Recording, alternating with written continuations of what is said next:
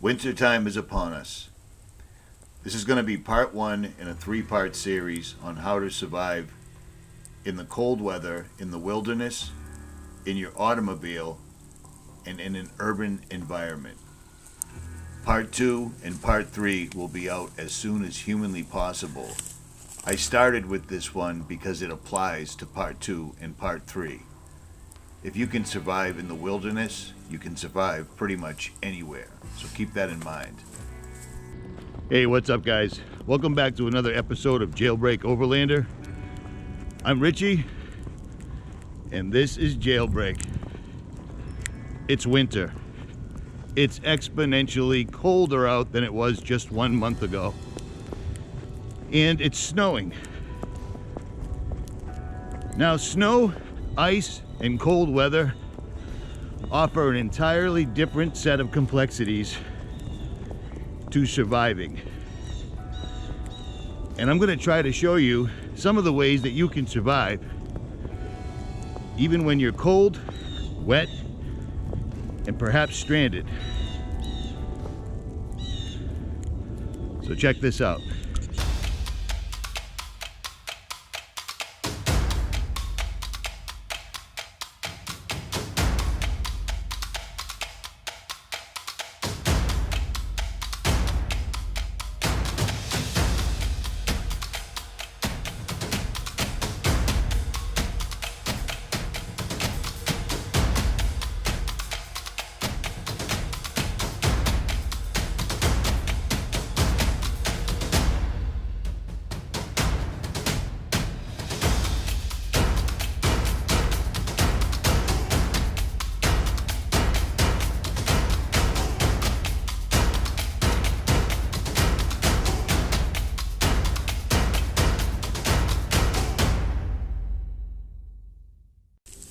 Now, if you followed my channel for any length of time, you know that I'm always outside.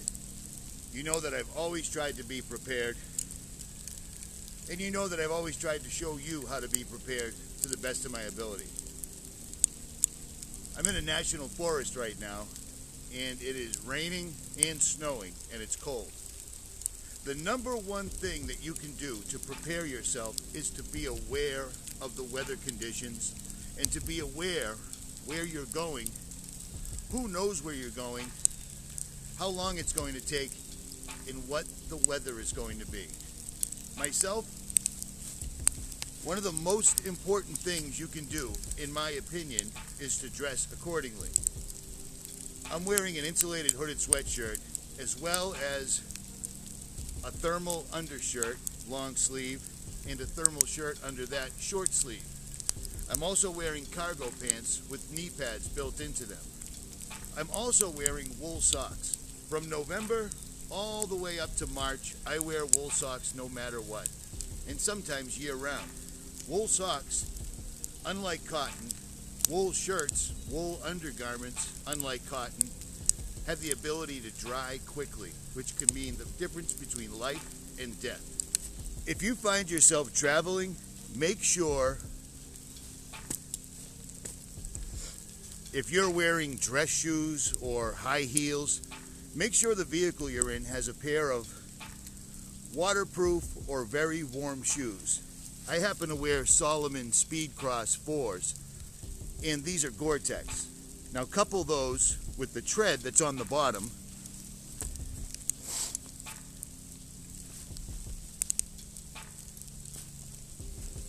the waterproof factor, and the wool socks, and I'm well ahead of the game. I prefer them over boots. You may be wondering why I'm wearing sunglasses when there's no sun right now. It's snowing and raining. Having sunglasses on in the woods also helps out a lot while you're moving along, so you don't find your eye getting poked out by one of the numerous sticks.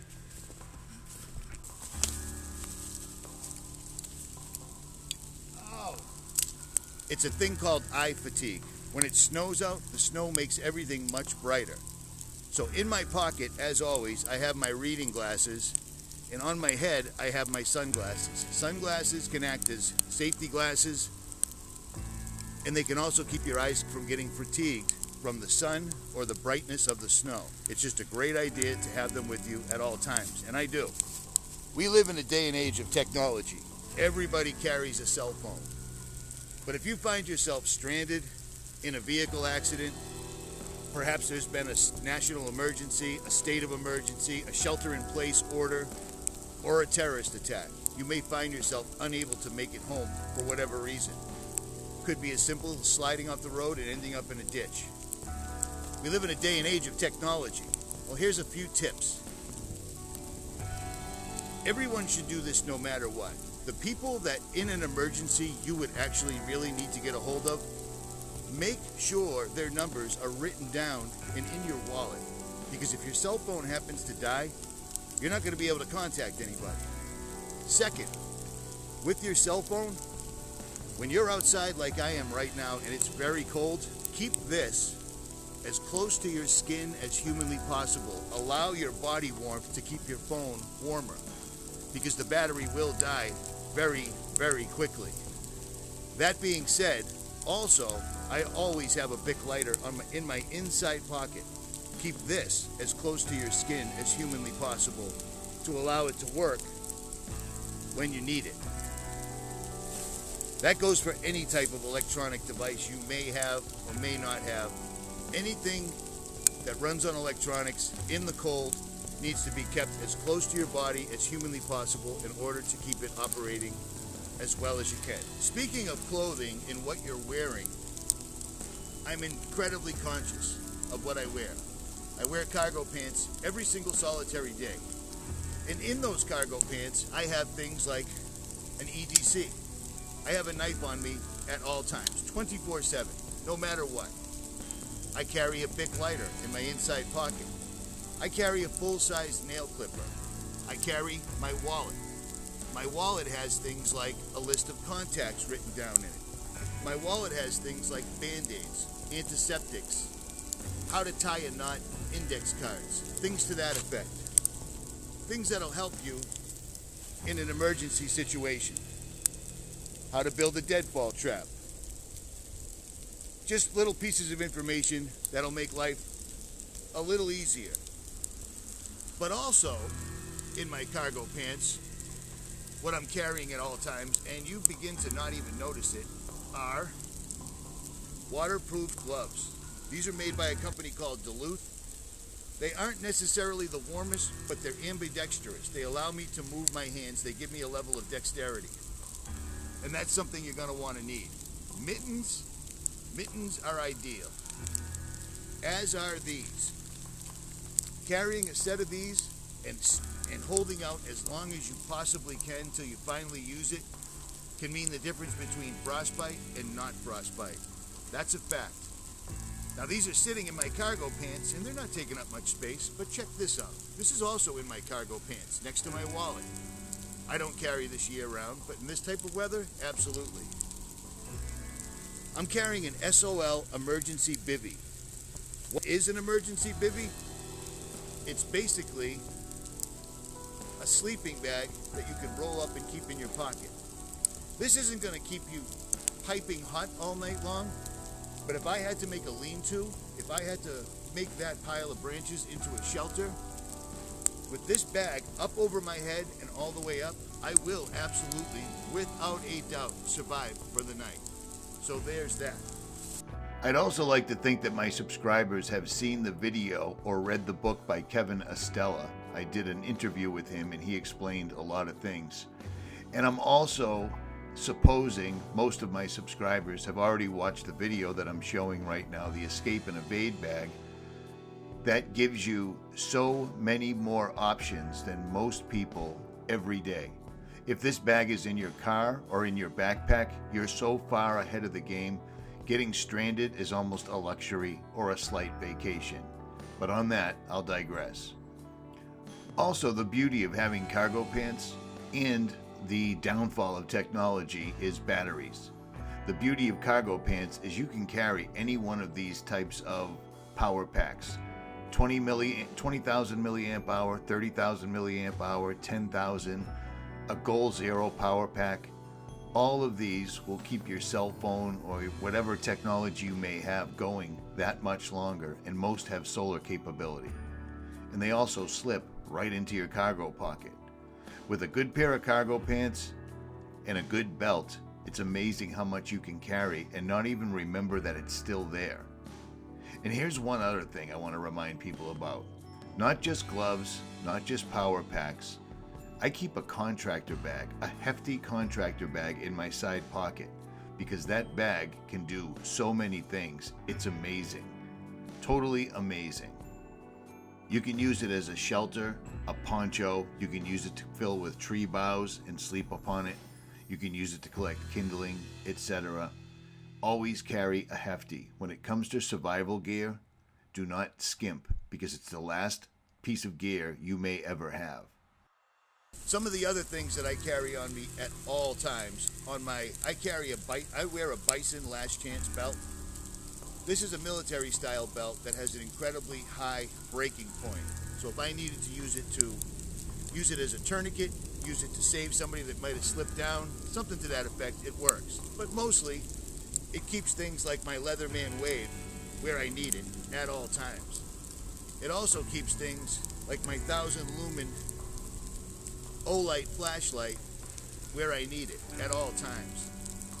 I wouldn't trust a AAA battery flashlight in weather conditions like this, because the small flashlight batteries will die quickly.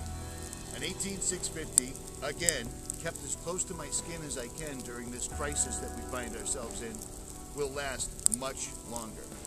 So there's that. So we've gone over what you're carrying and what you have. Now you want to settle in for the night, because that's how you're going to survive in the wilderness overnight. The first thing you're going to want to do is find a spot that's suitable to set up your trash bag or your bivy bag, etc. And then you're going to want to start a fire. When I'm looking for a spot to set up for the night, I'm looking for a tree with live boughs upon it that'll provide me with good cover from the wind and from the elements above. No dead trees. There's another perfect natural shelter for the evening. Right there. Lots of trees blocking the wind. The only problem with that is there's a water source right over here, which will attract wildlife all night, which could spook you unless you understand what it is. So I found some natural cover. I have a place that I can actually set up my bivvy for the night. Now I'm gonna go pull some dead birch bark off of birch trees, because it is an absolutely amazing fire starter. Only pull the loose bark off, it feels like paper. Using this with some sticks that are clearly wet, covered with snow, and just a bit lighter, this is real time. It lights right up like nobody's business. So now I have shelter, I have a fire going.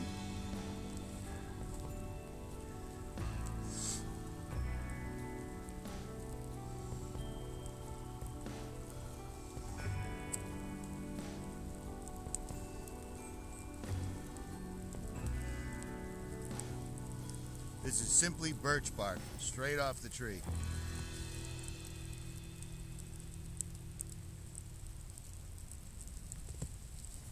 Okay, so hopefully you've got your shelter set up, you've got a fire going, now you're gonna want water. And hopefully in your escape and evade bag that you learned how to make on this channel, that you keep in your truck, your backpack, or your pocketbook, you have a candy bar, protein bar, etc. Now we need water. Water is something that even in the cold weather, you must have water, because you can get dehydrated just as easily in the winter as you can in the summertime, and most people don't realize that. So let's find some water.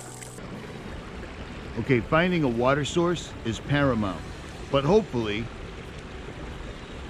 you follow this channel or a channel like this and you have supplies in your vehicle.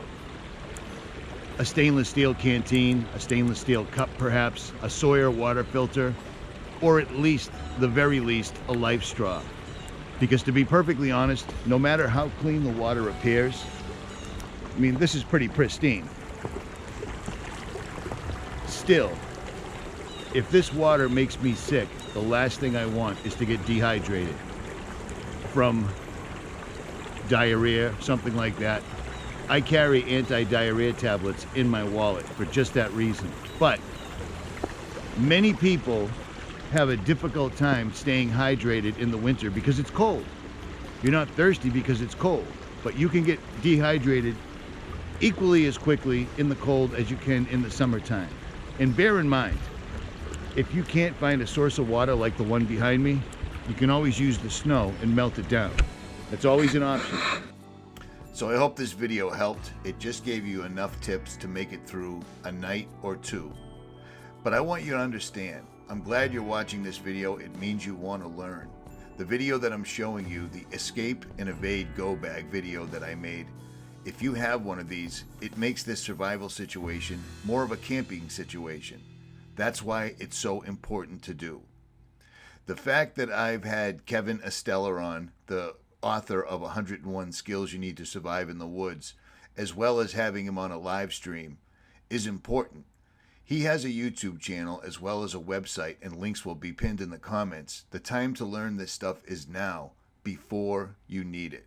At any rate, part 2 is coming soon. If you like this video, make sure you like, share, subscribe, and leave a comment below.